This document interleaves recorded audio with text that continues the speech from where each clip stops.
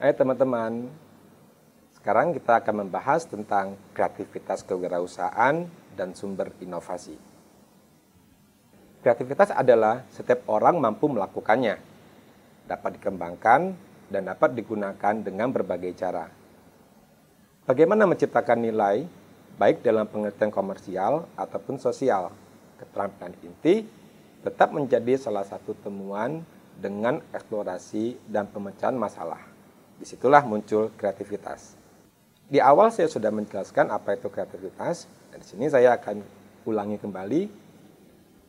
Dalam kamus Oxford, kreativitas itu diartikan sebagai menggunakan imajinasi atau menghasilkan ide baru untuk menciptakan sesuatu.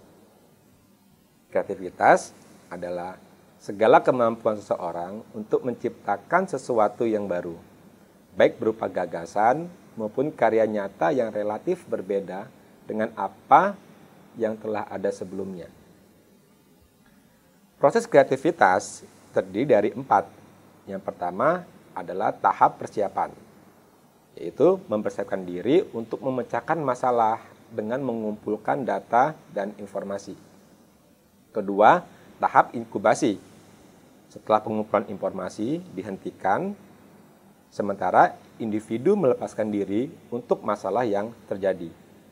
Yang ketiga, tahap insight, yaitu merupakan tahap timbulnya inspirasi atau gagasan baru.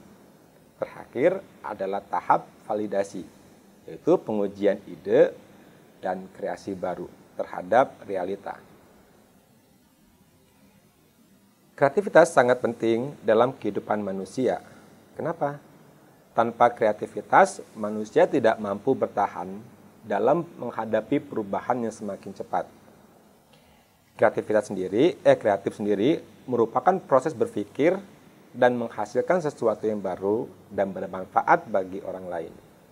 Menghasilkan bukan berarti membuat sesuatu yang baru, tetapi dapat menghasilkan bentuk, format baru, bahan baru, dan sebagainya yang baru.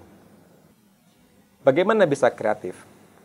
Ada 4 area yang bisa dilakukan oleh seseorang untuk menjadi kreatif.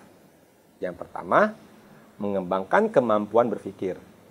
Kedua, mengembangkan kemampuan personal. Ketiga, mengembangkan kreativitas kelompok. Dan terakhir, mengembangkan lingkungan. Selanjutnya, kita akan membahas tentang sumber inovasi.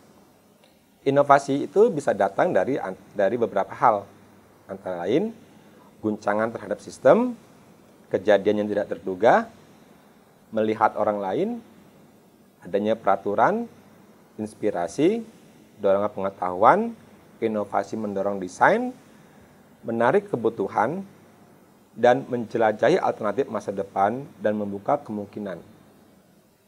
Selanjutnya kita akan membahas tentang inovasi yang didorong oleh krisis.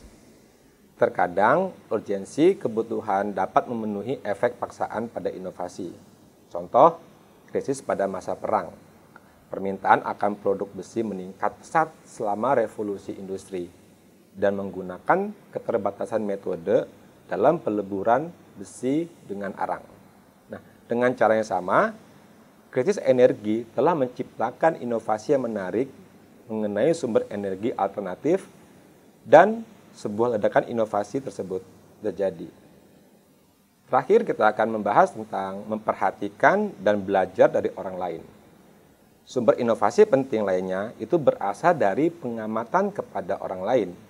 Salah satu variasi yang kuat adalah konsep benchmarking. Dalam proses ini, perusahaan membuat perbandingan terstruktur dengan orang lain untuk mencoba mengidentifikasi cara baru dalam melakukan proses tertentu, atau mereka mengeksplorasi konsep produk atau jasa. Pembelajaran yang dipicu oleh perbandingan timbul dari membandingkan antara organisasi atau berasal dari melihat keluar sektor, tetapi pada produk dan proses yang serupa. Sekian, terima kasih.